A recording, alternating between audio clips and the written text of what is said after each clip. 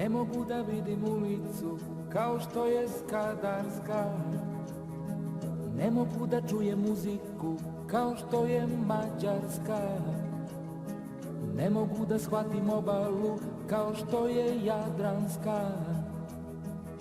Ja ne odlučujem da li ću ići u bitku po tome kolika je sila koja me prati, nego po tome koliko svetinju brani. Kao dva ponora vode do dna.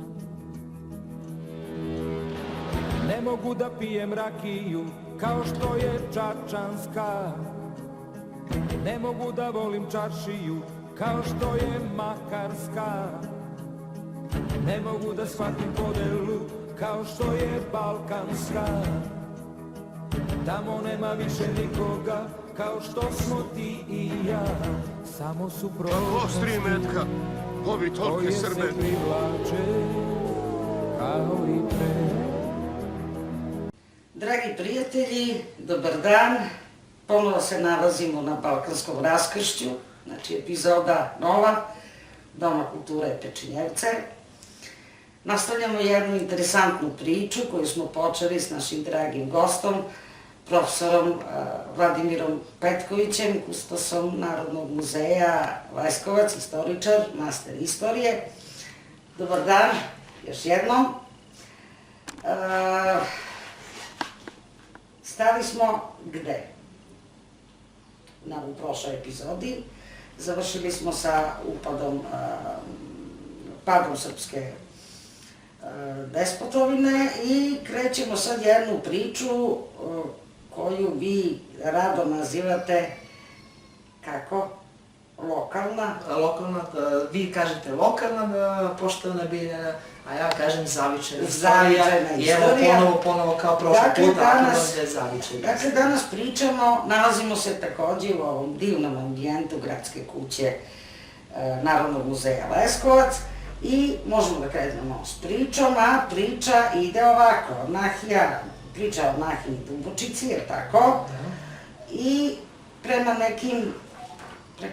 nekim turskim administrativnim podelama obrazovana je Nahija Dubočica, znači ja samo vam pričam ono što sam našla tokom priprema ove epizode, a o detaljima ćemo čuti u narednim minutima, gde je centar bio Leskovac, a inače ova Nahija, koliko znam, se nalazila, bila je u sklopu Kruševačkog, Sandžaka, odnosno Aladž-Hisarskog, da.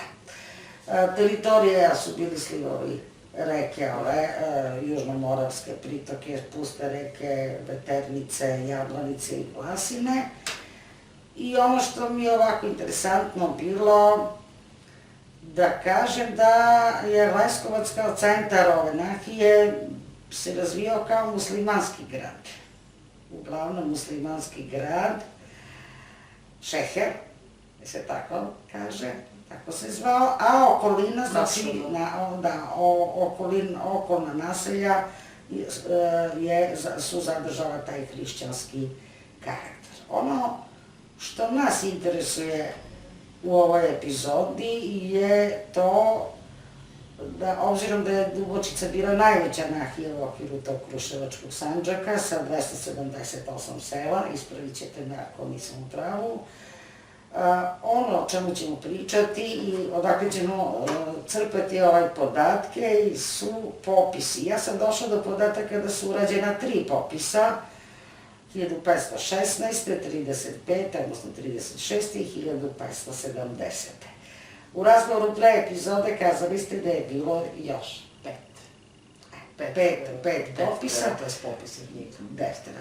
Šta možemo da čujemo, a to je, nadam se, interesantno našim gledalcima, kada je reč o priči o defterima. Prvo, šta znači ta reč? Pa ono što se asocira na reč defter ili tefter, to je etimologija reči, to je zapravo da naši stari, kada kažu, ili naše stare bake, ili naši stari ljudi, naše bake i deke, kada kažu idem nešto da zapišem u tefterče, obično se to asocira na jednu knjigu, na jednu svesku, na jedan podsjetnik. U suštini defteri, osmanski defteri su popisne knjige i one su primarni istorijski izvor za 15., 16. i 17. vek. Vi ste rekli da je bilo 3 deftera, međutim, velikim radom i istraživanjem Olge Zirović i Radmile Tričković, došli smo prosto do podataka da je bilo 5 deftera za 15. to jest oprostite za 16. vek. 5 deftera za 16. vek. Prvi Pričamo za ovaj gde se pominju, znači bilo je više deftera, ali gde se pominje Nahija Dubočica i njegovo središte Leskovac, mesto Leskovac, da je to prvo nije bilo čak ni kasaba, tek iz 1530. godina navode se da je Leskovac kasaba, nalazimo podatke vezane za samo mesto Leskovac i za Nahiju Dubočicu. Kao što smo rekli, bilo je 5 deftera za 16. vek, prvi defter iz 1516. godine i on nam daje jedne vrlo interesantne podatke, između ostalog da je središte Nahije Dubočice grad Leskovac, ili kako se kaže Leskovče, da je to, kao što ste rekli, pretežno muslimanski grad, ali treba se... Sa džamijama, sa hamamom, tako? Najstarija džamija na teritoriji grada Leskovac, ujedno i ona koja je posljednja očuvana, koja je posljednja porušena, bila je Bajazitova džamija, izgrađena za vreme osmanskog vladara Bajazita II. Znači Bajazita II, nije u pitanju Bajazita I, već Bajazita II, koja je opstala sve do 1942. godine, kada je porušena, inače se nalazila na mestu u današnjem između hale Partizan, danas u sportskog centra Partizan i osnovne škole Svetozar Marković, to je kako su nekada govorili škole pored reke. Tu se nalazila jedna od 6 džamija koje su bile u Leskovcu, a bile su na različitim mestima. Šta kažu i prve informacije o samom Leskovcu i Leskovačkoj varoši? Kažu da je zapravo to varoš gde imamo pretežno muslimansko stanovništvo, pa se tu navode egzaktni podaci koje ću ja citirati ovom prilikom. Ali pre nego što kažete te podatke, znate šta mi interesuje? Ko je vršio te popise? Kako se vršio taj popis? Imate li te podatke? Pa ti popisi... Kako se to radi? Mi znamo sad, evo, kako se vrši popis stanovništva. Sada, u savremenom društvu. Evo, bit ću uskoro... Biće uskoro, eto. Za koji mesec. A kako se tada, kako se ljudi popisivali? Kako se to radi? Osmanska država, ljudi zamišljaju Osmansku državu da je iz prizma bolesnika sa Bosfora. Međutim, Osmanska država u njenim počecima, zapravo kad ona postajala imperija, to je period 15. vek, 16. vek, 17. vek, kada su oni doživjeli krah kod Beča, to je bila jako organizovana država sa tačno određenim sistemom. Osmansku centralnu vlast interesuje. Nju nije interesuje da li je neko Srbin, Bugarin ili nešto treće. Grk. Osmanski centralne vlasti ili Osmansku centralne vlasti interesuje ko je on, da li on kom miletu pripada i koliko treba poreza da plati. Koju vrstu poreza. Da se razumemo, nisu sve poreze plaćali svi stanovnici. Da. Hrišćani su plaćali više, muslimani su plaćali manje. Onda sada se postavimo drugo pitanje, koje je interesantno. Izvinite, da li mislite da su Osmanije imali interes, da li bi što više ljudi bili islamizirano na ovaj prostor? Verovatno jeste, ali onda dolazimo u sledeće pitanje. Manje novca u centralnoj kasi. Tako da su negde oni tu prosto nalazili balans i tako dalje. Popisi su vršeni vrlo pedantno od strane stručnih ljudi koji su imali iskustva u sastavljanju spiska ljudi, broja stanovnika, broja glava koji su morali da plate, da li je to pitanje harač, koji se ljudi oslobađaju od poreza i tako dalje. Su zaista jedni jako sposobni ljudi koji su razumeli kako je funkcionisala državna administracija u tom periodu. A gdje ste našli te podatke? Te podatke su zapravo, to su podaci koji su raspoložili rad dve koleginice, istoričarke Olge Zirović i Radmile Tričković, koji su prevodile i radile na tim defterima. Što se tiče današnjeg vremena, svakako vredni proučavaoci osmanske istorije, samih tih deftera i svih tih stvari, ima ih nekoliko, ja bih izdvojio profesorku na Filološkom fakultetu Univerziteta u Beogradu, redovnog profesora, Emu Miljković, koja je vredan proučavac i veliki poznavac osmanske istorije i zapravo same suštine vladavine Osmana na ovim prostorima. Tako da zapravo sve ove podatke koje danas ćemo izneti se nalazi u objavljenim radovima Radmile Tričković i Olge Zirović, koje se nalaze u Leskovačkom zborniku koji ponovo izdaje, to je godišnjak, koji izdaje Narodni muzej u Leskovcu. Ja toplo preporučujem svim vašim gledalcima da pogledaju sva izdanja Leskovačkog zbornika su digitalizovana na sajtu Narodnog muzeja u Leskovcu, tako da tu mogu da pronađu te podatke. Ono što je nekako nedostatak nekako proučavaoca orijentalne istorije, to je nepoznavanje staroosmanskog jezika.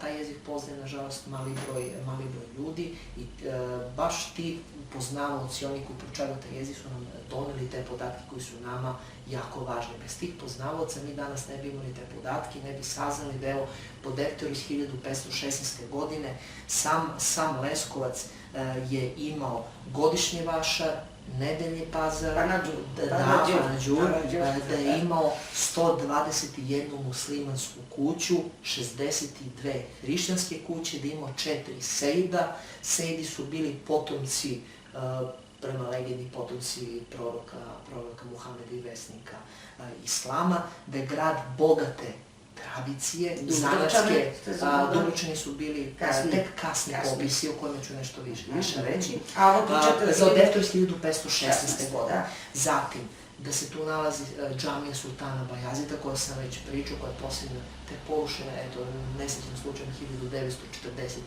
1942. godine. Takođe, fotografija te džamije se nalazi u jednom od izdanja naših monografije u okviru Narodnog muzeja.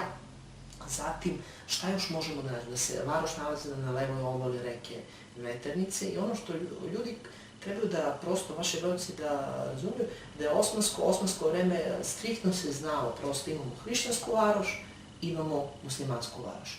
Ako mi računamo podatke iz 1516. godine, negde 121 muslimansku kuću, gde je negde prosek 5 do 6 stanovnika na jednu kuću. To je ponovo jedna malena varoš sa nekih, evo, 600-650 stanovnika muslimanske vjeroispovesti, muhamedanaca i nekih 62 hrišćanina puta 5 do 6, to je negde oko 300. Nije toliko izražen disbalans kao što je u narednim popisima. Popis iz 1530 godina, sa početka 30. godina 16. veka, kaže već tada da je Leskovac imao status kasabe i da je bio has Mirilive Kruševačkog Sandžaka.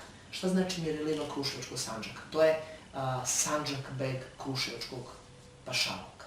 Has je imanje sa prihodima. Čitava teritorija Osmanskog carstva, što se tiče tog administrativnog, što se tiče tog poreskog dela, bila podeljena na timare, to je prihod koji je donosio do 20.000 akči, zijamete ili zamete, od 20 do 100.000 akči i preko 100.000 akči has.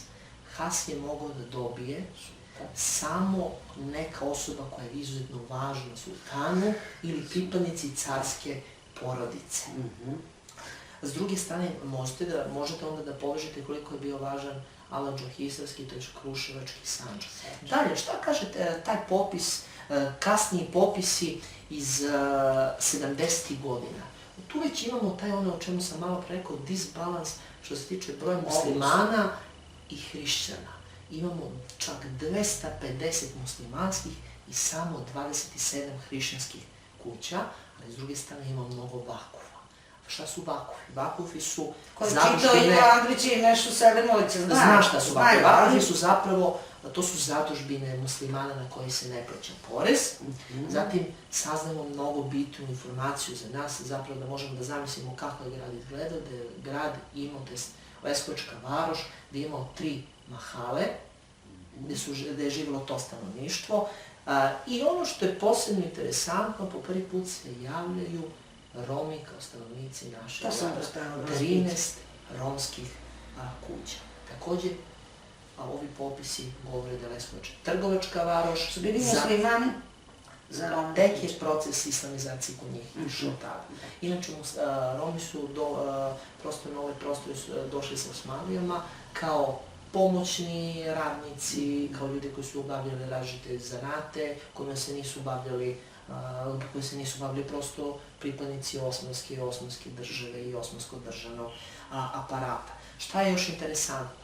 Se javljaju već 1571. godine, o čemu ste malo pre rekli, dubrovački trgovci. Do tada, teritoriju današnje jugoistočne Srbije, središte za aktivnost dubrovačkih trgovaca bilo je Prokuplje. Čak nije ni Niš, nego je to Prokuplje. Zašto Prokuplje? Zaista ne postoji neko logično objašnjenje, ili Prokuplje i Leskovac i Niš se nalaze na raskršću puteva, Niš jedan krak vodi ka Carigradu, drugi krak vodi ka Leskovcu, a Leskovac otvara kapiju ka Vatarskoj dolini i ka Solunu kao važnom središtu na Balkanu. Prosto eto tako, bili Dubrovčani pre ovoga verovatno, ali eto, podaci iz 1571. godine govori o pojavi Dubrovčana. Poslednji popis iz 1584. godine, 5. ukazuje na pad stanovnika varoši. Razlog zašto to tako? Možemo da nalazimo zdravstvene prilike, kuga koja odnosila veliki broj života, ili možda prosto, to je moment 1584. godine kada je još Osmanska država u fazi širenja i kada je prosto odliv stanovništva bio ka severu.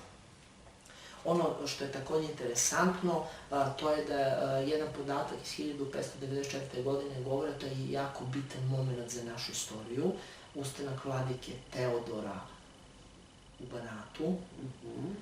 To je da je Leskovac uz Skoplje doživio jedan veliki požar, razlozi, više informacija o ovome nemamo, zašto je požar izbio, ali da je naneta velika šteta samo Leskovačkoj varoši.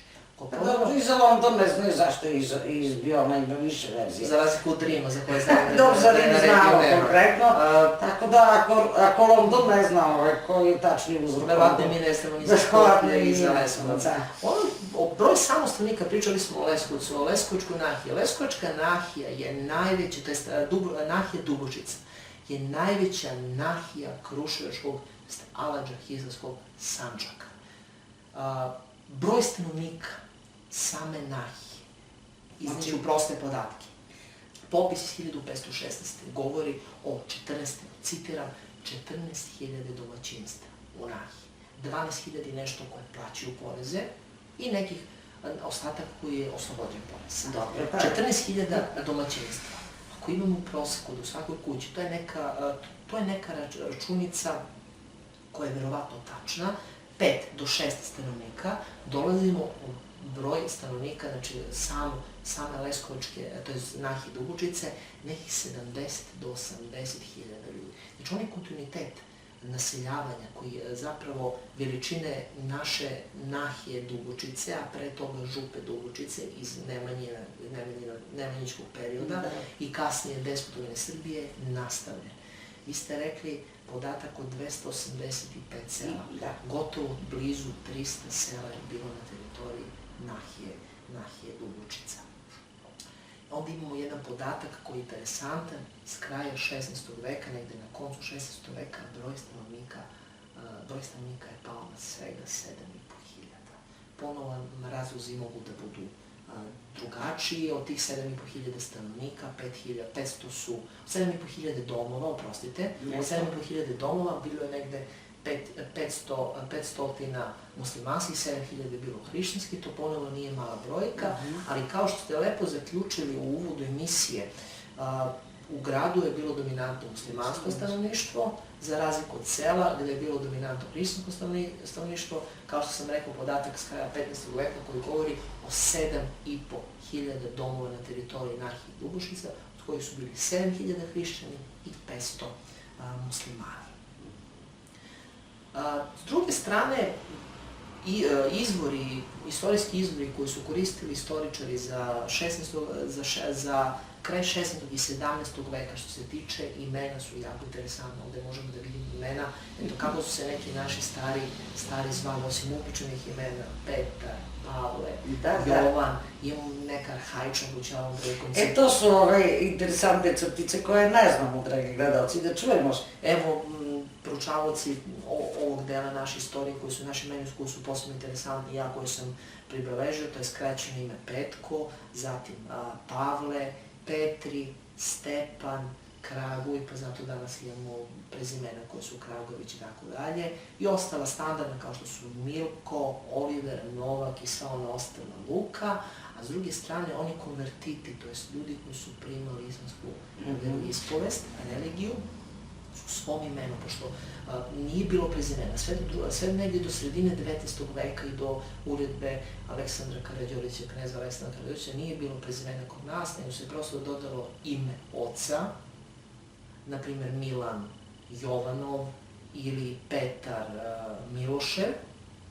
Evo, prosto sam pokušao da... Dobro, i u kanonu naše Srpske pravoslavne crkve ime je dominantno i ime je bitno, prezime se ne pominje. Pa, prosto nema prezimena. Kod Nemanjića, znate li,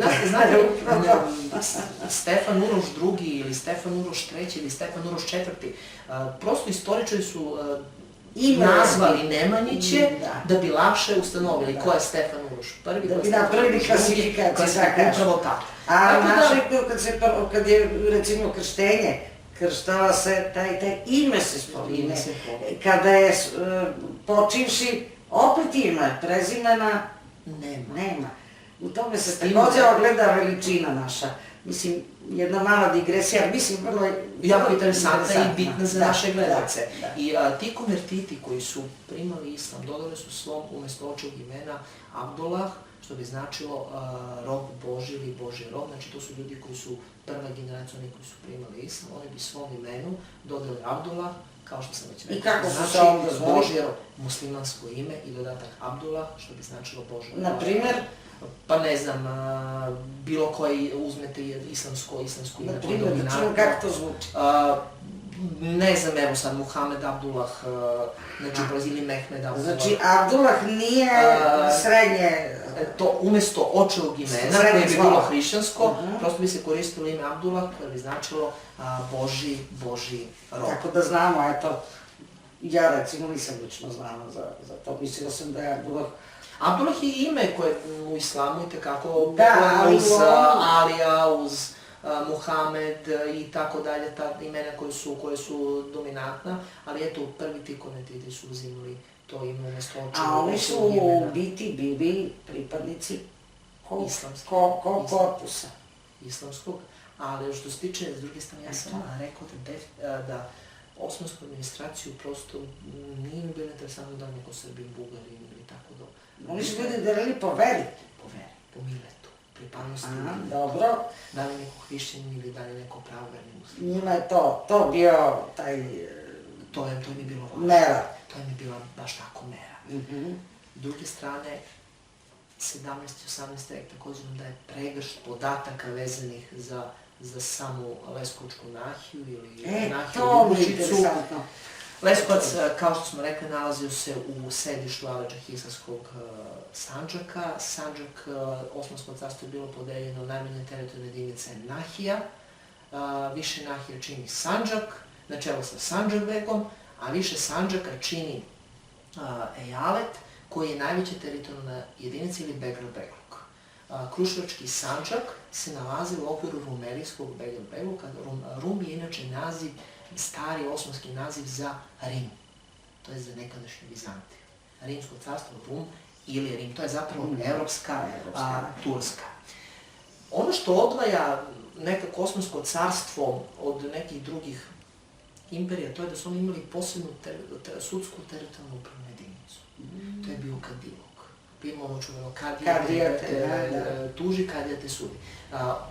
Teritorija kadiluka nije morala da se poklapa sa teritorijom Pašaluka ili Nahije.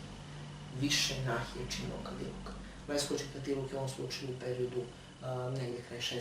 i 17. veka činilo 4 Nahije.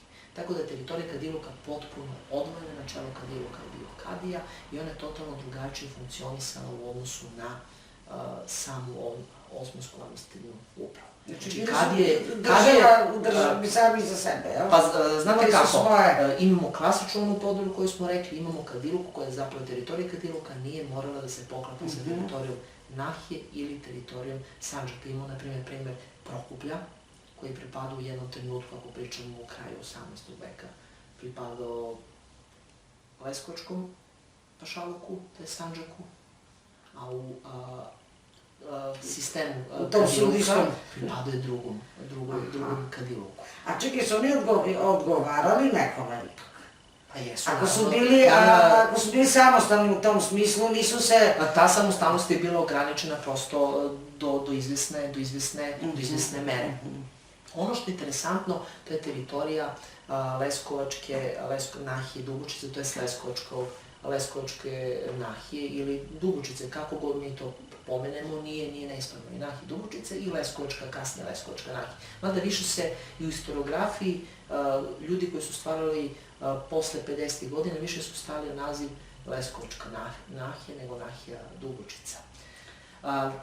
Oni jesu ljudima bliže Dubočica nekako. Ja govorim sad iz ugla... Teritorija Leskovačke nahije obuhvatala teritoriju od Radana, planine Radan, pričamo o jednim geografskim terminima, planine Radan na zapadu do Kalne negde na istoku i od severa od Babičke gore i Suve planine na severu, pa sve negde do Kukavice na jugu. To nije i takako mala teritorija. Vi ste na početku napomenuli slivu negde Petorečje, pa gotovo Petorečje. Tu su bile i Vlasina, Pusta reka i Veternica. Ono što mene interesuje, a nadam se i naše gledalce, je sledeća stvar. Kako su ljudi živeli, a podatke crpimo upravo iz tih popisa. Mene to interesuje. Recimo, znam ono što sam negde čula ili pročitala, na primjer, da je brak između muslimana i hrišćanke bio strogo zabranjen. Apsolutno. Da, to je recimo interesantno. Dalje, ono što mi je takođe interesantno, da su se hrišćani morali razlikovati po odelu u odnosu na muslimane. Pa čak i po boji nisu smeli da nose crvenu, zelenu, tako? Te neke stvari da čujemo kako je taj narod, a koje vidimo iz ovih popisa, kako je taj narod živeo. Ajde da idemo, da napravimo neki red, neka bude to prvo privreda. Kako je privreda, kako su ljudi prosto, koje privredne grane su tada bile? Iz popisa stanovništva možemo nešto da naslutimo, da vidimo. Prosto, sam Leskovac je imao, po podacima iz 16. veka i 17. imao je preko 75 dućana, različite vrste. Ono što ste meni postavili pitanje vezane za zanimanja, nisu mogli hrišćani da se bavi baš svim zanimanjima. To je prosto bilo ograničeno. Nije samo to. Kada bi hrišćanin susreo prosto jedan muslimana ili pripadnika nekog višeg reda koji je pripadao tom državnom aparatu, on je morao da se pri njim, da ga pozdravi na adekvatan način. Hrišćanske kuće nikako nisu smele da budu lepše i veće od osmanskih. Fes je bio privilegija koju nisu mogli, zapravo fes nisu mogli da nose hrišćani, već samo muslimani, da ne pričamo o oružju koje je bilo zabranjeno, ili svim tim drugim pojedinostima koji su bila u vreme ratova austrijsko-osmanskih. Jaka je vladala nesigurnost u samoj varoši, upravo zbog tih stvari. Osmanski vladari su često pozivali na džihad, na sveti rat protiv nevernika. U samoj biti, osmanska država je država da vi imate da nemuslimani plaćaju harač. To su različite vrste poreza. Naprimjer, harač koji su plaćali svi hrišćani od 7 do 80 godina. Harača su bili oslobođeni i to se plaćalo državi. Oslobođeni su žene, deca, invalidi i slepi, iznemogli, siromašni, starci, sveštenici svih religija.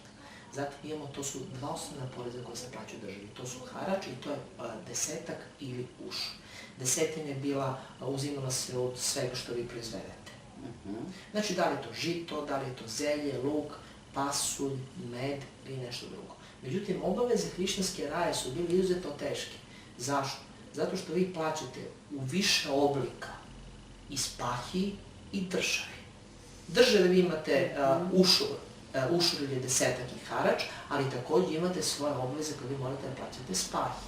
Da bi prosto razumeli, čitavu svojnu teritoriju smatra se da je to imovina sultana. Sultan daje svojim službenicima, u pitanju su spahije koji su činili osnovu osmanske vojske. Da, oni bi dobijale posede koje bi uživali. Njihov položaj je nasledan bio, ali oni nisu mogli nikako da otuđe dom, tu zemljište, već bi dobili neko novo. Timar, zato se čitav sistem naziva timarski sistem. To je posed koji je donosio do 20.000 akči. I oni bi imali obavezu da sami ili uz džebaliju, to su pomoćnici njihovi, da krenu rat po pozivu sultana. Imate jedan moment da hrišćani plaćaju državi, plaćaju spahiji.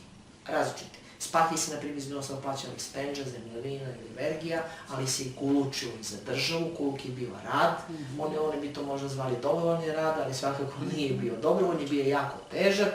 Zatim imamo rad koji je išao prema državi. Ako su nešto bilo važno u tom trenutku za Osmansko carstvo, one bi uzimali i ljudi bi besplatno radili na tim velikim, evo ako koristimo reč 21. veka, na tim velikim državnim projektima. Tako da smo imali 3 vrste davanja.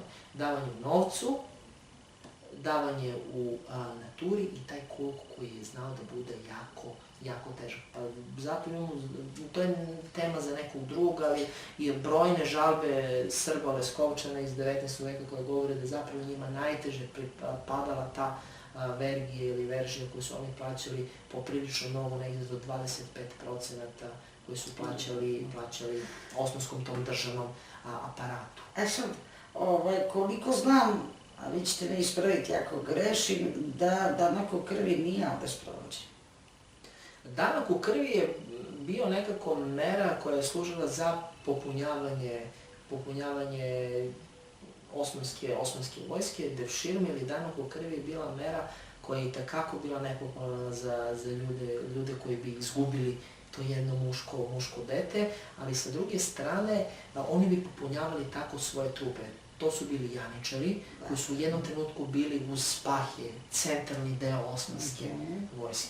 Vremenom su janičari postali izuzetno veliki problem.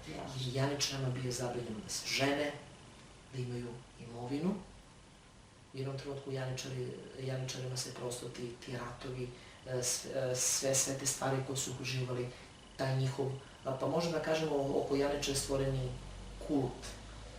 Došli do toga da su oni čak uticali na smenu u osmanskom prestolu, da su oni postali problem sve do 1826. godine kada je ukinut janičarski red. A šta je sa ovo što sam vas pitala? Prostor je zahvatio zapravo sve hrišćanske narode, tako da je zahvatio ovaj prostor. Onda sam negde dobila... Jer je zahvatio, imate janičare i Grke poreklom, i Srbe i sa prostora, sa teritorije širom Balkana. Druga interesantna podatak koji su vezani za samu istoriju, to su bili ti što smo rekli, te ekonomske prilike. Leskovac imao taj godišnji vašar koji je donosio znatan prihod. Kažu 15 dana je trajao. Bio je sredinom avgusta i donosio i velike prihode. Zatim smo imali te nedeljne pazare. Evo tako da, na primjer, prihod od samog tog vašara je iznosio negde pa čak i do četvrtinu godišnjeg prihoda koji bi bio samo za tih nekoliko dana koliko bi iznosio tih avgustovskih dana jednom godišnje. Mnogi su i pisali ljudi, poznati putopisci koji su se zatekli baš u to vreme, pisali su baš o Leskovačkom Panađuru, tako da je ova naša roštilijada i sve to i nekako ima taj moment kontinuitet postoji. Kontinuitet jako bitan. Kroz Leskovac su prošli i Edward Brown koji je bio engleski lekar, ali je prošao mnogo interesantnije i Hadži Kalfa koji je zabeležio upravo to je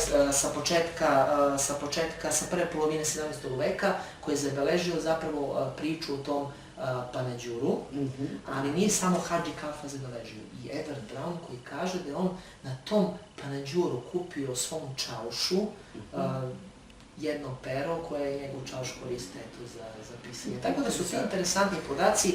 Hadži Kalfe i obojica su iz 17. veka i Edward Brown koji je prošao ovde negde krajem 17. veka na prostor Balkana, koji je bio Englez, i s druge strane imamo osmanskog geografa Hadži Kalfe koji je također zapisao taj čuveni Panađur. Interesantni su ti Laskovački Panađuri. Da, i zapis koji je također interesantan, koji je Edward Brown ostavio u pisanom obliku, vezano da je on na brdu Hisar video jednu kulu koja izgleda starinski, citiram, starinski, tako da možemo da na osnovu tog njegovog opisa možda i zaključimo da još u vreme srpskog srednjeg veka tu su postojali ostaci te neke građevine koje je dominirala nad Leskovcem. Ono što su kolegi arheolozi iz Narodnog muzeja utvrdili zaista da postoje nalazi iz različitih epoha, zapravo da je to nalazište slojevito, da tu možemo da nalazimo različite... Da, mislite na Hisar od Igle pa nadalje? Dobri, ta priča sa tom iglom je zvuči interesantna i bajkovita ljudima, nekako realnost je drugačija. Mene sad interesuju dve stvari, ono što je jako bitno da kažemo. Prva stvar, život seoskog stanovništva, to je jako bitno, obzirom da smo mi ustanova kulture koja radi u seoskoj sredini, tako da svakako moramo da se dotaknemo i tih ljudi i crkva. Što se tiče... Izaberite šta ćete prvo, da li ćete prvo ekonomske teme, pa ćemo onda duhovnošću da se bavimo na kraju. Nekako, po meni, u osmansko doba ima veze sa odbranom srpskog etnosa, tako da ću prvo odnose crkve. Ima jedan moment gde je srpska patrijaršija prosto sama po sebi je nestala. Imamo čuvenu obnovu za koju je zaslužan bio jedan od najpoznatijih srbojaničara, Paša Sokolović, koja je obnovljena 1557. godine i gde je svog rođaka postavio za srpskog patrijarha. Ne, o tome ćemo sve pričati u narednoj emisiji kad govorimo o Jašunskim manastirima, te istorije. Nego mene samo to me. Što se tiče položaj crkve, evo samo ću reći da je bila zabranjena izgradnja novih hramova, mogli su samo da se obnavljaju stari, nisu mogla da zvone crkvena zvona i nekako crkve su građene na nekim krajištima, da bi bile što dalje od osmanskih pogleda.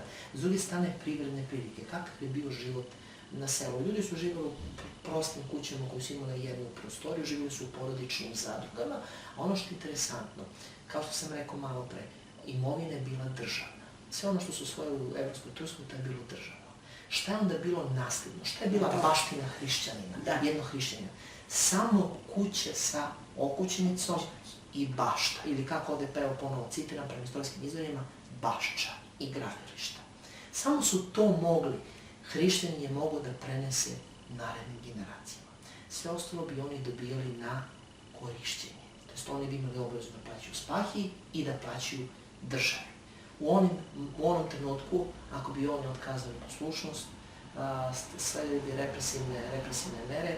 Nažalost, mnogi ratovi doveli su do migracije stanovništva, nije bez razloga Pusta reka nazvana Pusta reka posle onih silnih migracija. Čitav taj potez, i to je jako bitno, ja bih ovim stvarima nekako završio našu priču, čitav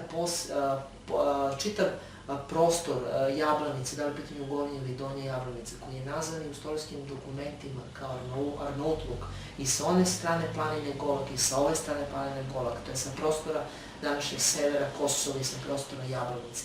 Bio je naseljen Arbanasima, zapravo ovi krajevi su bili ispražnjeni i na to mesto su došli Arbanasi.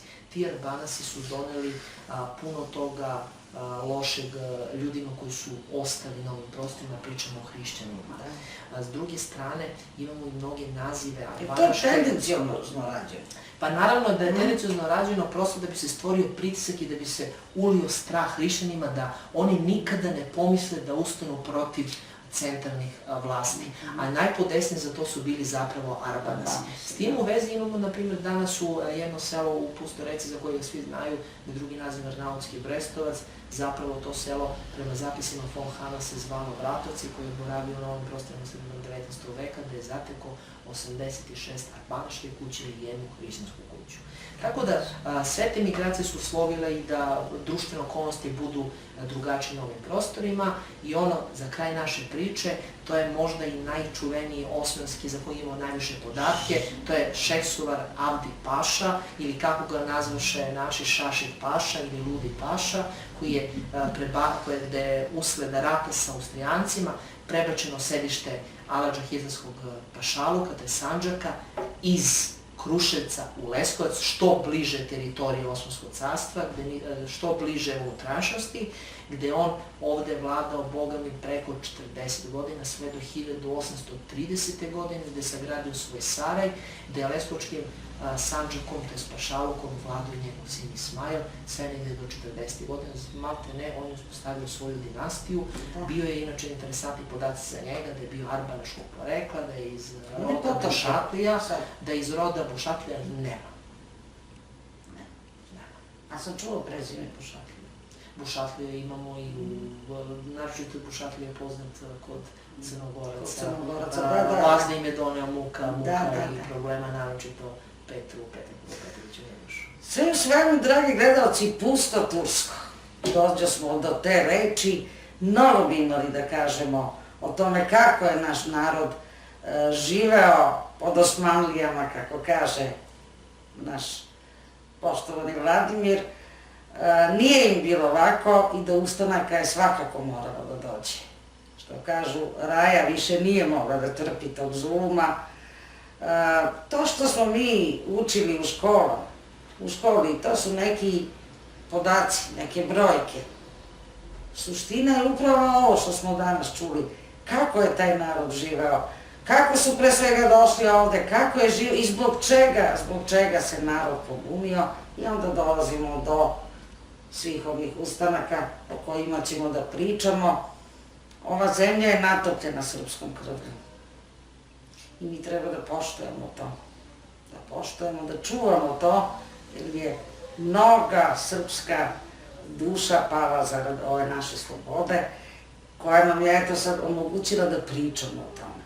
I još nešto, bilo bi dobro, čini mi se, obzirom da ste rekli da su turski izvori, da su jako precizni, ta administracija, da su strogo, to i vidimo, vodili računa o nekim bitnim podacima, nisam sigurna da naša istorija mnogo konsultuje i turske izvore. Da li je samo razlog nepoznavanje jezika ili nešto drugo? Pa u posljednjih... Čisto ono znate iz... Negdje u posljednjih 40 godina zaista postoje vredni ljudi u historiografiji koji rade na rasvetljavanju te naše istorije. Orientalistike, zapravo to proučavanje osmanskih izvora je jako kompleksno, tako da evo ja se nadam da se rađu novoj generaciji istoričara koji će još više pažnje obratiti ka periodu koji nama je jako bitan, koji svega 4 do 5 istoričara obrađuju na jedan sistematičan način, a imamo period od negdje 4 veka, 400 godina srpske istorije koji je obrađen, ali ne dovoljno što se tiče ugla osmanskih izvora i uopšte proučavanje tumačenja sa te strane. Eto, dragi gledalci, ovo je epizoda u kojoj smo pričali o nekim životnim stvarima. U narednoj epizodi pričamo o nečemu što nas je na svu sreću i hvala Gospodu Bogu održalo. Znači, pričamo o položaju Srpske pravoslavne crkve i svemu onome što je učinila da ovaj narod ostane i dan danas na teritoriji današnjeg Leskovca. Hvala vam još jednom na ovom razgovoru. Mislim da mnoge stvari su ostale, mi smo ih samo zagrebali, ali mislim da smo dovoljno naučili iz svega ovoga. Vidimo se u narednoj epizodi u Balkanskom raskršću. Do tada ostanite zdravo.